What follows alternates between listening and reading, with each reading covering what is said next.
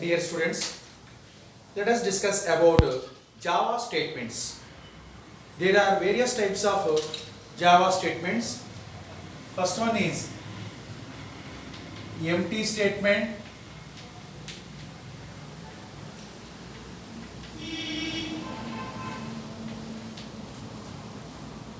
Next one is expression statement.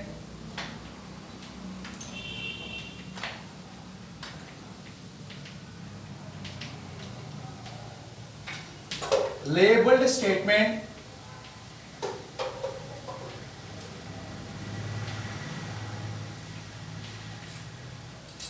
Selection statement.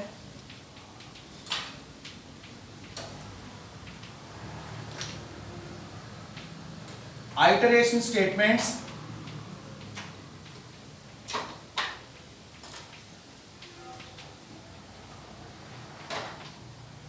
Jumping statements.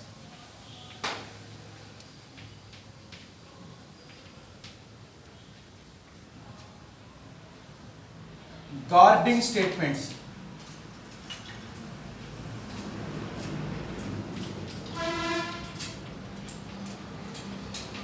Synchronization statement.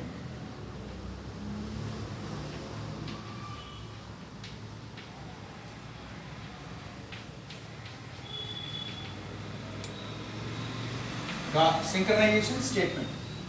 First, what do you mean by empty statement? They do nothing. మనం Java code రాసేటప్పుడు ఎక్కడైతే ఒక line spaces ఇస్తామో ఆ spaces lines ఏమంటాం అంటే empty statement అంటాం. అంటే ఇక్కడ చూడండి, క్లాస్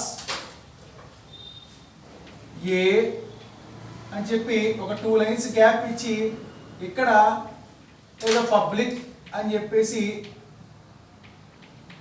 స్టేట్మెంట్ రాస్తాం. సో ఇక్కడ మనం రాసినటువంటి ఆ ఎంప్టీ బ్లాంక్ స్టేట్మెంట్స్ ఏవైతే ఉన్నాయో వాటిని ఏంటంటే ఎంప్టీ స్టేట్మెంట్స్ అంటాం. అంటే బ్లాక్స్ని డెఫర్ చేయడం కోసం, వేరియేట్ చేయడం కోసం మనం ఉపయోగించే స్టేట్మెంట్స్ ఏమంటాం అంటే ఎంప్టీ స్టేట్మెంట్స్ అంటాం. What about expression statements? What you mean by expression? an expression is nothing but a combination of operators and operands. Okay, an expression is combination of operators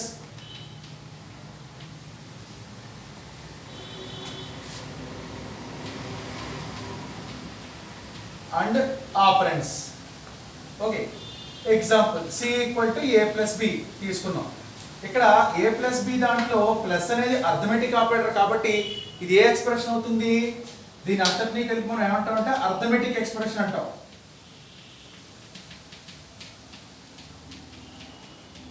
arithmetic expression అంటాం. అలాగే if a greater than b అన్నాం, ఈ a greater than b లో greater than అనేటువంటిది relational operator కాబట్టి దీన్ని ఏమన్నాం? Relational expression అన్నాం. This is called as relational expression అన్నాం. అదే విధంగా లాజికల్ ఆపరేటర్స్ ఉపయోగించి రాయొచ్చు. If A greater than B and A greater than C అన్నాం, ఇప్పుడు ఇది ఏమవుతుంది? లాజికల్ ఎక్స్ప్రెషన్ అన్నాం. This is called as logical expression. అలా రకరకాల ఎక్స్ప్రెషన్స్ మరి ఉన్నాయి. And next one is labelled statement. మనం సిలో రాసేటప్పుడు లేబుల్స్ రాసేవాళ్ళం. జంపింగ్ స్టేట్మెంట్స్ కి ఏబి అని చెప్పి ఇలా పెట్టేవాళ్ళం. లేబుల్డ్ స్టేట్మెంట్స్ అంటే ఏబి అని చెప్పి ఇక్కడ లేబుల్ అసైన్ చేసేవాళ్ళం. ప్రింట్ఎఫ్ సిలో హలో అని చెప్పి ఇక్కడ గో టు ఏబి అనేవాళ్ళం. అంటే బ్యాక్వర్డ్ గో టు ఏబి అనేటువంటిది ఈ లేబుల్ ఎక్కడైతే అసైన్ చేయబడిందో అక్కడికి ఈ స్టేట్మెంట్ జంప్ అవుతుంది అనమాట. సో ఈ జంపింగ్ స్టేట్మెంట్స్ లో మనం ఒక స్టేట్మెంట్ నుంచి వేరే స్టేట్మెంట్ కి స్కిప్ అవ్వాలి అనుకుంటే కనుక ఈ లేబుల్స్ ఉపయోగిస్తాం. Okay, unconditional control statements or jumping statements లో ఉపయోగించేటువంటివి లేబుల్స్ అన్నమాట. అంటే ప్రతి స్టేట్మెంట్ కి ముందర లేబుల్ అసైన్ చేయబడుతుంటుంది. ఆ స్టేట్మెంట్ దగ్గర లేబుల్ ఎక్కడైతే ఉందో మనం ఎక్కడైనా సరే గో టు అని అన్నప్పుడు అక్కడి నుంచి లేబుల్ దగ్గరికి జంప్ అవడానికి మనం ఈ లేబుల్ స్టేట్మెంట్స్ ఉపయోగిస్తాం. అయితే మనకి జావాలో వచ్చేసరికి గో టు లేదు, లేబుల్డ్ లూప్స్ ఉన్నాయి అంతే. లేబుల్డ్ లూప్స్ అని చెప్పేసి లూప్ ఏబి అంటాం. ఓకే, లూప్ ఏబి అన్నప్పుడు మళ్ళీ ఎక్కడికి వెళ్తాం, గో టు బదులుగా లూప్ అని రాయాలి. ఏబి అనేటువంటి లేబుల్ ఎక్కడైతే ఉందో ఆ ఏబి దగ్గరికి మన కంపైలర్ స్టేట్మెంట్స్ స్కిప్ చేస్తుంది అన్నమాట, ఎగ్జిక్యూషన్ స్కిప్ చేస్తుంది. So that is about labelled statement. What about selection statement? Selection statements are nothing but branching statements in Java. మనకి తెలుసున్నటువంటి బ్రాంచింగ్ స్టేట్మెంట్స్ ఏమేంటి ఉన్నాయి?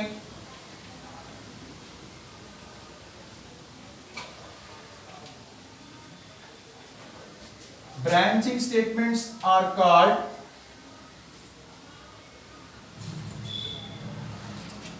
selection statements. Selection statements ఏమేంటి ఉన్నాయి? if else, if else if, ladder if, switch. వీటిని మనం selection statements అంటాం. వీటిని ఏమంటాం అంటే these are called as selection statements. అంటే ఒక కండిషన్ చెక్ చేసుకున్న తర్వాత ఆ కండిషన్ ట్రూ అయిన తర్వాత ఏ స్టేట్మెంట్ అవ్వాలి, ఎగ్జిక్యూట్ అవ్వాలి. ఒకవేళ కండిషన్ ఫాల్స్ అయితే కనుక ఏ స్టేట్మెంట్ ఎగ్జిక్యూట్ అవ్వాలి ఇటువంటి చెప్పేటువంటిది ఏమవుతుందంటే సెలక్షన్ స్టేట్మెంట్స్ కింద వస్తుంది. ఇఫ్ ఉంది, if else F, next switch, ladder if, ఇవన్నీ కూడా బ్రాంచింగ్ స్టేట్మెంట్స్. మనం సిలో నేర్చుకున్న దాని ప్రకారం అయితే ఇక్కడ వాటిని సెలక్షన్ స్టేట్మెంట్స్ అని చెప్తూ ఉంటాం.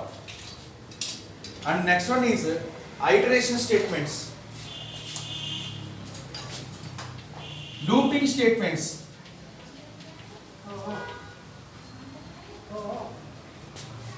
Are called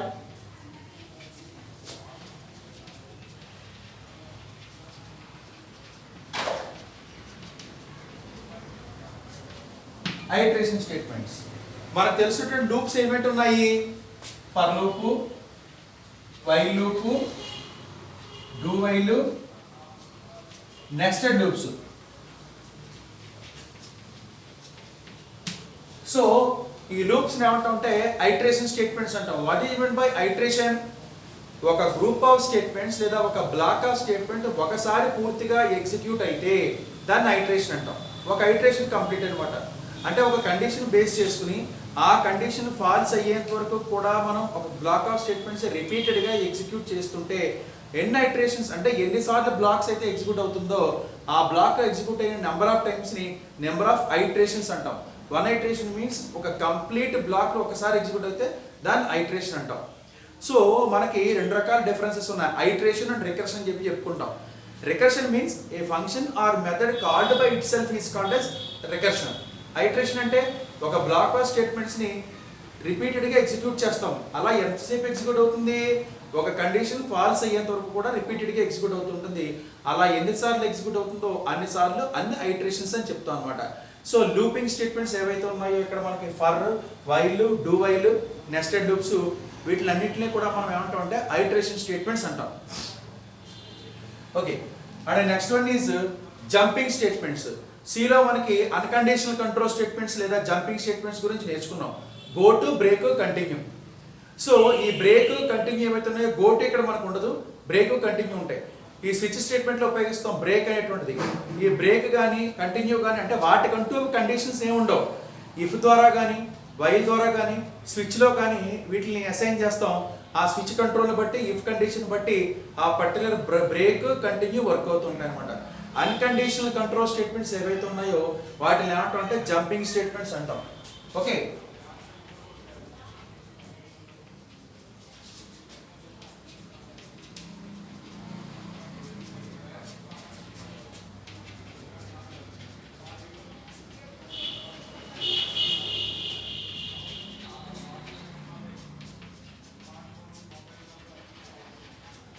unconditional control statements ఏవేంటవి? Break, continue. So break and continue అనేటువంటిది మనకి జంపింగ్ స్టేట్మెంట్స్లోకి వస్తాయి. And what about guarding statements?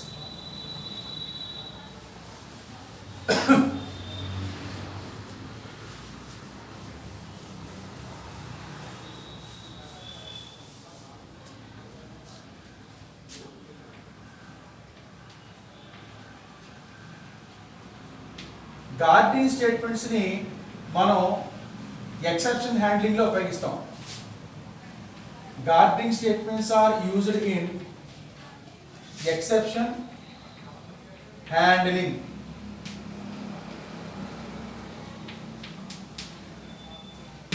Exception హ్యాండ్లింగ్లో గార్డింగ్ స్టేట్మెంట్స్ ఉపయోగిస్తాం. What you mean by exception? And exception is nothing but an error. ఒక ప్రోగ్రాంలో ఏదైనా ఒక ఎర్రర్ అక్కరైనప్పుడు ఆ ఎర్రర్ వల్ల ప్రోగ్రామ్ టెర్మినేట్ అయిపోకుండా బైపాస్ చేసి యూజర్కి ఒక మెసేజ్ని కానీ ఒక వార్నింగ్ని కానీ అసైన్ చేసి ప్రోగ్రామ్ ఎగ్జిక్యూషన్ని కంటిన్యూ చేయడాన్ని ఏమంటాం అంటే మనం ఎక్సెప్షన్ హ్యాండ్లింగ్ అంటాం.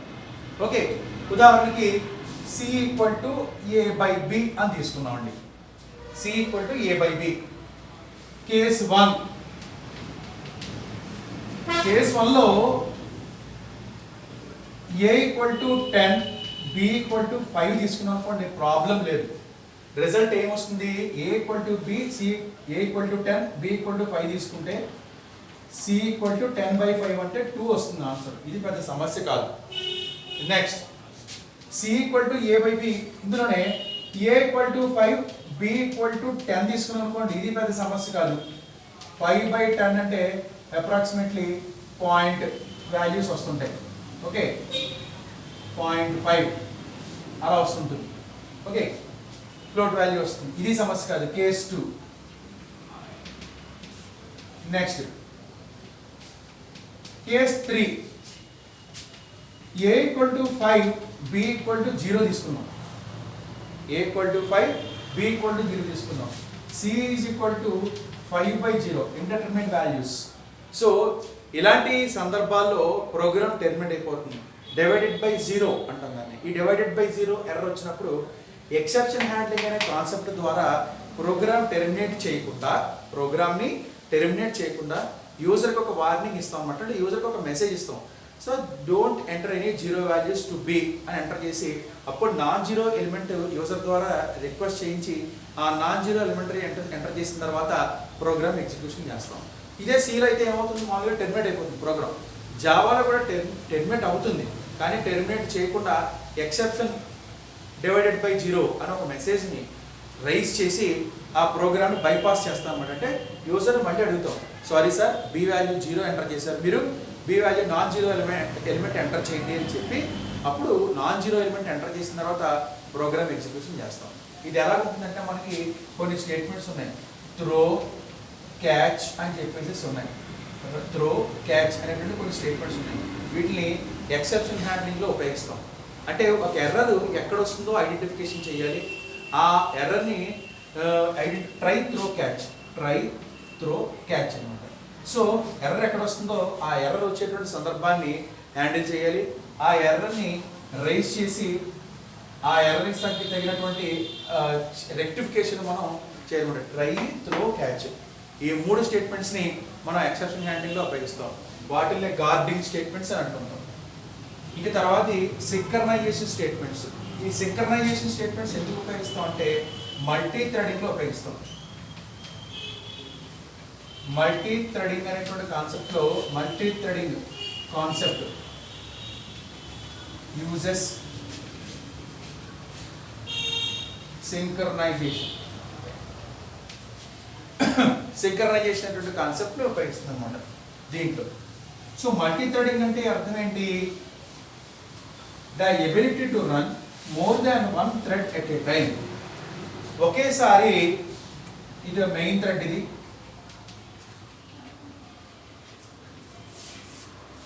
ఇది థ్రెడ్ ఏ, ఇది థ్రెడ్ బి, ఇది thread C. Thread A, thread B, thread C. So main method first ఇనిషియల్గా థ్రెడ్ ఏ ఎగ్జిక్యూషన్ మొదలు పెడుతుంటుంది. సి ప్రోగ్రాంలో అయితే మనకి ఇలాగ 3 రకాల టాస్క్లు ఫంక్షన్స్ రాసుకున్నప్పుడు అక్కడ క్లాసెస్ లేవు కాబట్టి ఫంక్షన్స్ ఫస్ట్ థ్రెడ్ ఏ ఎగ్జిక్యూట్ అవుతుంది. ఇది కంప్లీట్ అయిన తర్వాత థ్రెడ్ బి కంప్లీట్ అయిపోయిన తర్వాత థ్రెడ్ సిలోకి వెళ్తుంది. ఇందులో సి ప్రోగ్రామింగ్లో. కానీ మనకి జావాలో మల్టీ థ్రెడింగ్ అనేటువంటి ఒక కాన్సెప్ట్ ఫెసిలిటీ ఉంది కదా, కాబట్టి థ్రెడ్ ఏ మొట్టమొదటి ఎగ్జిక్యూషన్ మొదలు పెడుతుంది. ఇలా ఎగ్జిక్యూట్ అవుతుండగా థ్రెడ్ ఏకి షిఫ్ట్ అవ్వచ్చు, థ్రెడ్ బికి షిఫ్ట్ అవ్వచ్చు, థ్రెడ్ బి ఎగ్జిక్యూట్ అవుతుండగా థ్రెడ్ సికి షిఫ్ట్ అవ్వచ్చు. ఇలాగ థ్రెడ్ ఏ నుంచి థ్రెడ్ బికి, థ్రెడ్ బి నుంచి థ్రెడ్ సికి అటు ఇటు మారుతుంటుంది.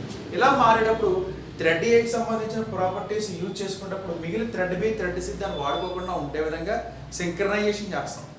సింక్రనైజేషన్ ఇలా సింక్రనైజేషన్ చేయకపోతే ఏమవుతుందంటే మనకి డెడ్ లాక్ అనే సిచ్యువేషన్ వస్తుంది. డెడ్ లాక్ అనేటువంటి ఒక సిచ్యువేషన్ వస్తుంది. అంటే ఇప్పుడు ఎలాగంటే ఒక అకౌంట్ని ఒకళ్ళు బుక్ ప్రింట్ చేస్తున్నారు, ఇంకొకళ్ళు ఏమో ఏటీఎం కార్డులో డబ్బులు వేస్తున్నారు. సో అప్పటి వరకు మీ ఏటీఎంలో మీ అకౌంట్లో బ్యాలెన్స్ ఒక 10,000 ఉన్నాయి. సో బుక్ ప్రింట్ చేసుకున్నప్పుడు యాక్చువల్గా మీకు ప్రింటింగ్ ఏం రావాలి, 10,000 రావాలి. ఇక్కడ నేను 1,000 రూపాయలు డ్రా చేస్తున్నాను. అదే టైంలో అంటే 9,000 బ్యాలెన్స్ ఉంటుంది. బుక్ ప్రింట్ చేసేటప్పుడు 10,000 వస్తుందా, ప్రింటింగ్లో డ్రా చేసేటప్పుడు 9,000 వస్తుందా. సో ఇక్కడ అక్కడ ఉండేటువంటి అకౌంట్ ముందర ఒకరికి అసైన్ చేస్తుంది, బుక్ ప్రింటింగ్ కా లేకపోతే ఏటీఎం మెషిన్ కా లాక్ అవుతుంది అనమాట. సో ఇక్కడ బుక్ ప్రింటింగ్ జరిగేటప్పుడు అప్పటికి ఏటీఎం డ్రా అయిపోతే కనుక బుక్ ప్రింటింగ్లో 9,000 బ్యాలెన్స్ చూపిస్తుంది. లేదంటే కనుక ఏటీఎం డ్రా చేయడానికి ముందే బుక్ ప్రింటింగ్ అయితే 10,000 బ్యాలెన్స్ చూపిస్తుంది అనమాట. అంటే అకౌంట్ అనేది 2 ఆపరేషన్స్లో ఏదో దానికి ముందు లాక్ అయ్యి అది రిలీజ్ అయిన తర్వాత రెండో వాళ్ళకి అసైన్ అవుతుంది అనమాట. ఇక్కడ 2 టాస్క్లు ఉన్నాయి. ఒకటి బుక్ ప్రింటింగ్, రెండోది ఏటీఎంలో విత్ డ్రా. ఎవరిది అకౌంట్. సో అకౌంట్ అనేది ముందర ఎవరికి లాక్ చేయబడింది, ఎవరైతే ముందు జాబ్ని ఎంటర్ చేశారో, అంటే బుక్ ప్రింటింగ్ ముందు స్టార్ట్ చేశారా, ఏటీఎంలో డబ్బులు విత్ డ్రా చేశారా. సో ఎవరైతే ముందర వర్క్ని ఇనిషియేట్ చేశారో వాళ్ళకి అకౌంట్ లాక్ అవుతుంది అనమాట. సో దీన్ని సింక్రనైజేషన్ అంటాం. అంటే మల్టిపుల్ థ్రెడ్స్ ఒక టాస్క్ని ఒక ప్రాపర్టీని యూజ్ చేసుకున్నప్పుడు వాళ్ళకి ఆ టాస్క్ ఏదైతే ఉందో ఆ టాస్క్ అసైన్ అవుతూ ఉంటుంది. దాన్ని సింక్రనైజేషన్ స్టేట్మెంట్స్ అంటాం. ఇది మల్టీ థ్రెడింగ్ అనేటువంటి కాన్సెప్ట్లో వస్తాయి సింక్రనైజేషన్ స్టేట్మెంట్ అనేది. So this is about Java statements. ఇందులో మనం జావా ప్రోగ్రామ్ రాసినప్పుడు ఈ స్టేట్మెంట్స్ అన్ని ఉపయోగిస్తుంటాం.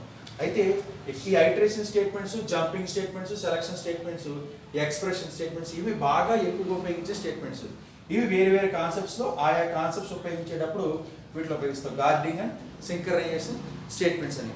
జావా అనేటువంటిది కూడా కేస్ సెన్సిటివిటీ లాంగ్వేజే. మీరు ఒక వేరియబుల్ని క్యాపిటల్ లెటర్లో డిక్లేర్ చేస్తే ఫర్దర్గా ప్రోగ్రాంలో అదే క్యాపిటల్ లెటర్తో కంటిన్యూ అవుతుండాలి. అంటే నేను ఉదాహరణకి ఇంట్ ఏ అన్నాను నేను. సో త్రూఅవుట్ ది ప్రోగ్రామ్ ఏమని ఉపయోగించాలి, క్యాపిటల్ ఏ ఈక్వల్ టు 10 అని ఉపయోగించాలి. అంతే తప్ప ఇక్కడ ఏ రాసింటారని చెప్పి ఇక్కడ ఏ ఈక్వల్ టు 10 అనుకోండి, వేరియబుల్ నాట్ ఫౌండ్ ఉంటుంది. వేరియబుల్ నాట్ ఫౌండ్ ఉంటుంది. అదేవిధంగా జావా స్టేట్మెంట్స్ ఉపయోగించేటప్పుడు రిజర్వ్ వర్డ్స్ కానీ కీవర్డ్స్ కానీ ఎలాగైతే మనకి డిఫైన్ చేయబడ్డాయో అలాగే ఉపయోగించాలి త్రూఅవుట్ ది ప్రోగ్రాంలో. నెక్స్ట్ వేరియబుల్స్ని మనం డిక్లేర్ చేసుకునేటప్పుడు మొట్టమొదటి ఎప్పుడు కూడా ఆల్ఫాబెట్ ఉండి తీరాలి. అంటే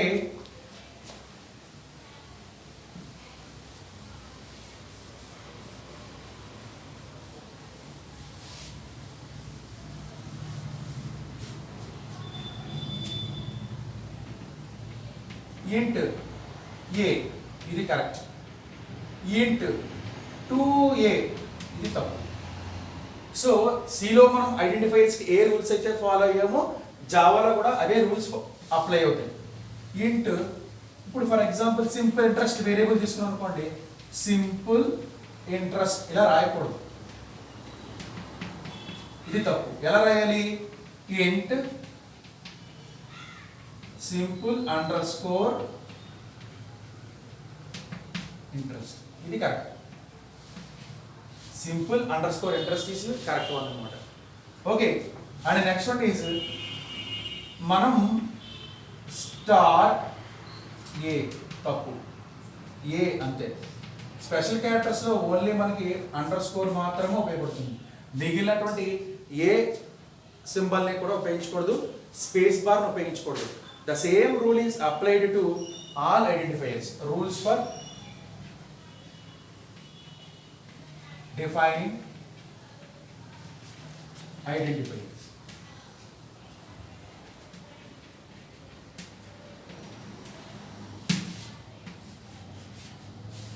rules for defining identifiers and define చేసుకున్నటువంటి విధానం ఇది. Okay, so this is about Java statements. Thank you.